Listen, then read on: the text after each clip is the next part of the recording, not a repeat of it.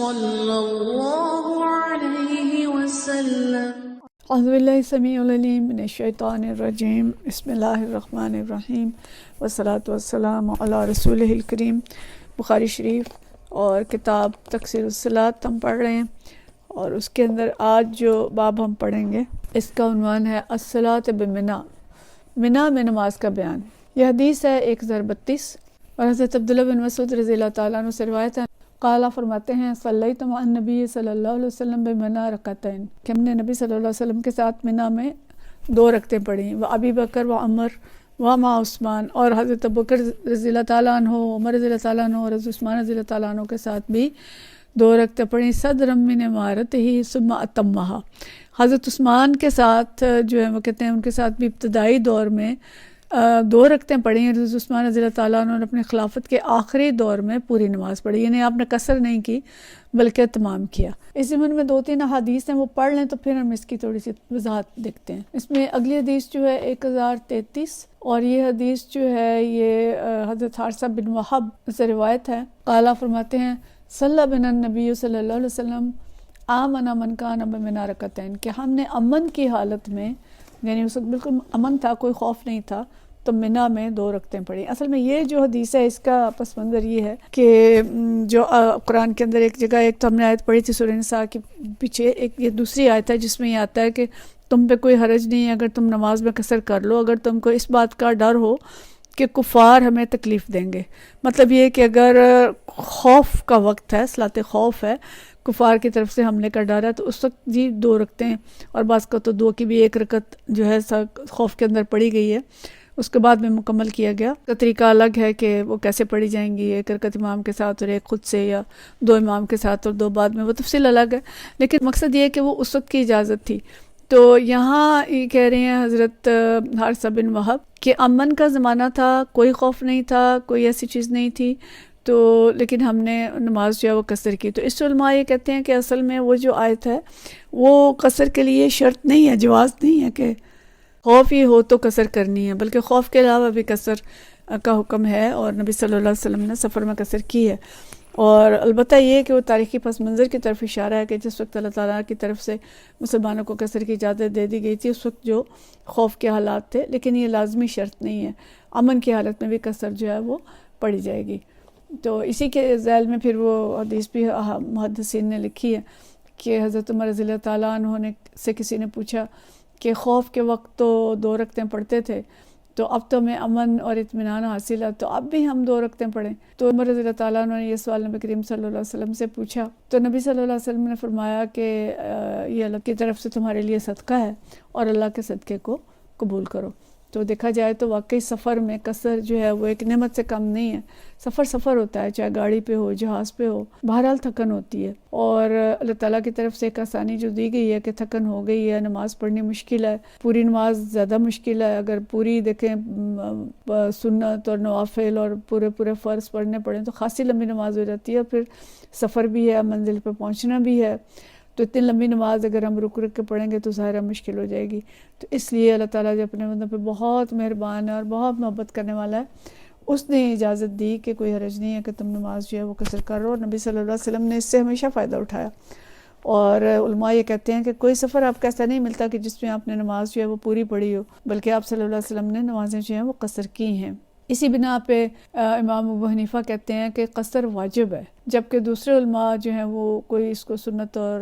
مطلب وہ کہتے ہیں کہ اس میں ہمیں اختلاف ملتا ہے کہ وہ کہتے ہیں کر لیں تو ٹھیک ہے، نہ کریں تو نہیں، لیکن امام ابو حنیفہ کی رائے یہ ہے کہ لازماً قصر کی جائے گی، اور اگر کوئی قصر نہیں کرے گا تو وہ گناہ گار ہوگا، کیونکہ نبی صلی اللہ علیہ وسلم نے ہر سفر میں قصر کی ہے۔ تو یہ آراء مختلف ہیں، لیکن یہ ہے کہ امام ابو حنیفہ کے مسئلے کے مطابق اگر مسافر اس کی نماز کوئی سفر میں چھوٹ گئی ہے تو گھر آ کے پڑھے گا تو وہ قصر ہی پڑھے گا، یعنی ان کے نزدیک جو ہے وہ قصر اتنی ضروری ہے کہ لازماً قصر کی جائے گی، اور اس کے اندر کوئی گنجائش نہیں ہے کہ قصر نہ کرے۔ تو لیکن بعض علماء کا جو خیال ہے وہ یہ ہے کہ قصر ضروری نہیں ہے، پوری بھی پڑھ سکتے ہیں، لیکن جب اللہ نے صدقہ ہمیں، اللہ تعالیٰ نے ایک چیز کو ہمارے لیے کی ہے تو ہمیں اسے قبول کرنا چاہیے، اور جو آسانیاں اللہ نے دی ہیں ان آسانیوں کو قبول کرنا چاہیے۔ اگلی حدیث 1034، اور یہ حدیث جو ہے وہ عبد الرحمن بن یزید رضی اللہ تعالیٰ عنہ سے ہے. وہ فرماتے ہیں صلی بنا عثمان بن عفان رضی اللہ عنہ بمنا 4 رکعات، کہ ہم نے حضرت عثمان رضی اللہ تعالیٰ عنہ کے ساتھ منا میں 4 رکعتیں ادا کی. فقیل ذلك لعبداللہ بن مسعود، میں نے بعد میں یہ حضرت عبداللہ بن مسعود کو بتایا رضی اللہ تعالیٰ عنہ کو. فاسترجع، تو انہوں نے انا للہ و انا الیہ راجعون پڑھا. ثم قال، پھر فرمایا صلیت مع رسول اللہ صلی اللہ علیہ وسلم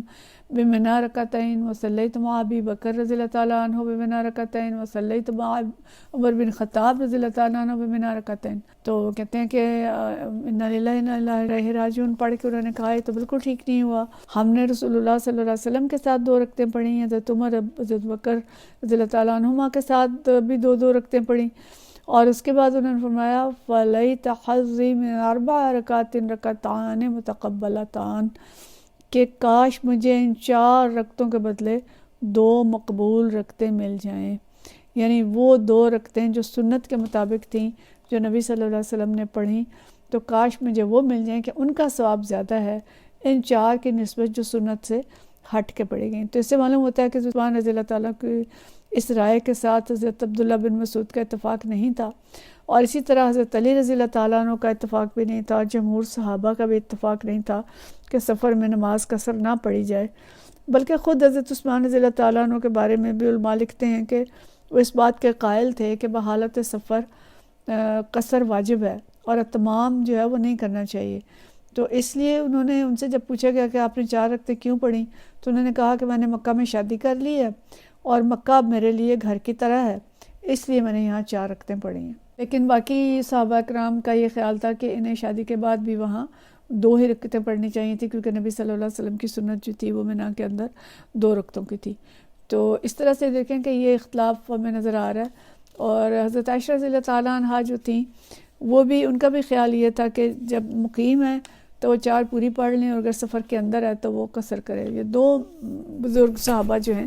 ان کی رائے میں یہ ملتی ہے، اور باقی زیادہ تر صحابہ جو ان کی رائے یہ ہے کہ قصر کرنی چاہیے. اب اس میں جو ائمہ کرام کی تفصیل ہے میں نے آپ کو بتا دی کہ حنفیہ کہتے ہیں کہ بحالت سفر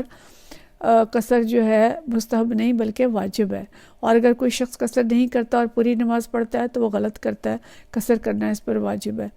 اور جو باقی ائمہ کرام ہیں اس کو مستحب سمجھتے ہیں.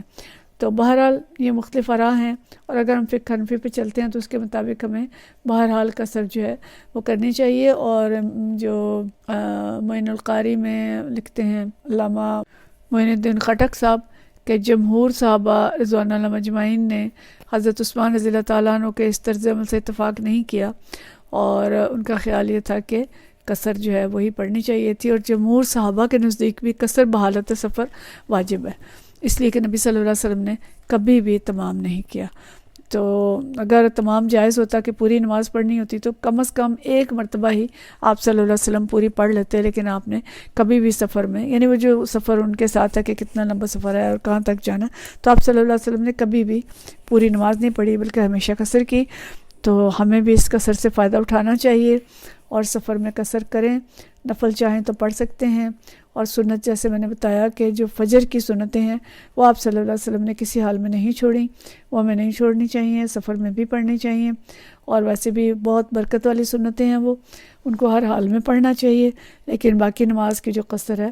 وہ ہم کریں گے تو اس سے اللہ تعالیٰ خوش ہوگا اور راضی ہوگا کہ ہم نے اس کے دی ہوئی رعایت سے فائدہ اٹھایا، اور انشاءاللہ ثواب ہمیں جو ہے وہ پوری نماز کا ملے گا، کیونکہ اللہ تعالیٰ کی طرف سے ہی اس کی تقسیر ہے وہ کی گئی ہے. وآخر دعوانا ان الحمدللہ رب العالمین.